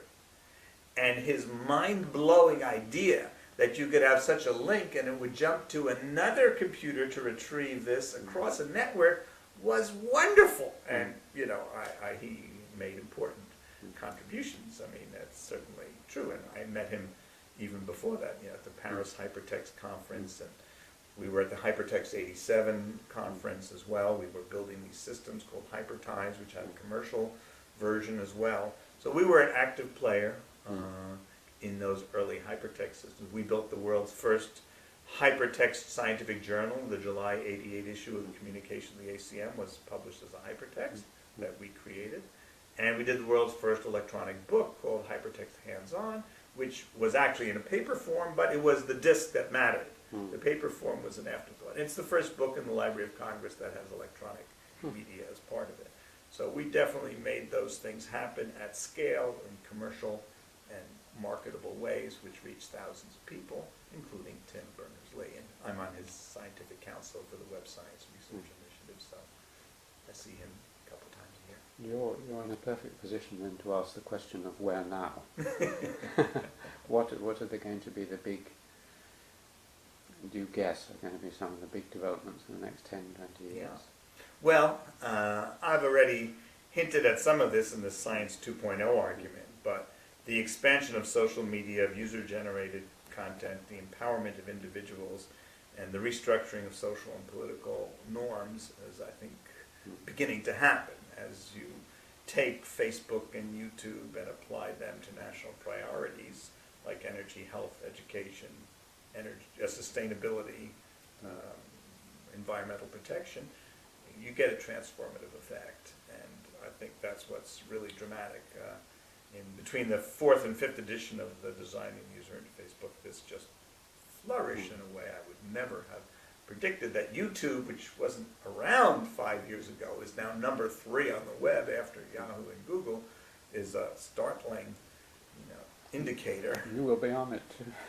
This interview will be on it soon too, to join. Sure. So I think those things are, only beginning to unwrap in their implications for society. The empowerment of individuals, I think, is a transformative effect. The new forms of media, the dissolution of newspapers in the U.S. and maybe elsewhere as well, and this profound restructuring of societal societal norms, I think, is yet to be fully appreciated. So we're going down that road, and when journalists, others ask me, what's the next killer app, is the usual phrase for this, and I have a straight answer, which is trust, empathy, responsibility, and privacy. Okay? So it's those who understand how to generate trust, how to support empathy, how to make responsibility for failure and success more clear, and protect privacy. There are, of course, related notions like motivation. How do you raise the level of motivation so that people participate, contribute? What's the role of egoism, altruism, communalism, as some have labeled them, and how do we make these social structures in new ways, I think, is the most direct way. Now, that's a extrapolation of the current directions. That's more or less the way I see the world. I don't usually indulge in these sort of breakthrough visions of we'll be wearing goggles and glasses in immersive ways and brain implants. I find that a little far away and maybe not even a good idea. And I think revisiting social structures, political structures, economic structures is the fascinating, potent transformation. How medical care will be changed, how individuals become more responsible for their own medical records and their own medical treatment, especially for chronic care cases. And working on innovative social structures is as interesting to me as innovative algorithms or innovative devices. So that's the perspective. I've had the satisfaction of seeing our more recent work on visualization become a commercial success story with Spotfire. The idea, which we published in this 1994 paper, is still one of the most widely cited in the field, with Chris Olberg, who was a visiting student, and he formed a company in '97 and grew to 200 people and was bought in 2007. I was on the board of directors for the first 5 years. This is Spotfire. That's right. Mm-hmm. So it's great satisfaction to see a success story like that, and I think people appreciate our lab because we've had not only lots of papers and some good students, and but we've had success stories on the commercial side too, like Spotfire, or the tree maps have, you know, a dozen commercial instead more probably now, and a dozen widely used open source versions and many other versions of it. So I have a web page about the history of tree maps and both our own work and then other people's, and it's just, to me, this fascinating story. I'm pleased to be part of your version of this story of how ideas unfold and how they travel or not remains the intellectual challenge, to know which idea will travel well or not. And I'm always trying new ones and putting these seeds out there, and some go well and others struggle. You know, my efforts for several years to work on what we called creativity support tools has produced a moderate result and benefit, but it hasn't become a large field. And other ideas like the link on the web or the notion of human-computer interaction. Some ideas are small focused, others are broader, and sort of restructuring of disciplines are another notion. But what is it that makes an idea attractive? And some people think my phrasing, wording, journalism style, speaking, public speaking approach makes it successful, or I do good demos, you know, which is said as a kind of criticism, okay? But I think, you know, finding ideas and developing them in a way that has an impact and then communicating it effectively is what our job is. And so I work on that, and sometimes it works well, and sometimes you struggle and still want to get ideas out there. And it seems appropriate that you've written a book called Leonardo's Laptop. We could hail you as a Leonardo of our age, with your diverse interests and enormous energy and skills. So I think that would be a lovely point to end. Thank you very much indeed, Ben. And thank you for the opportunity, Alan.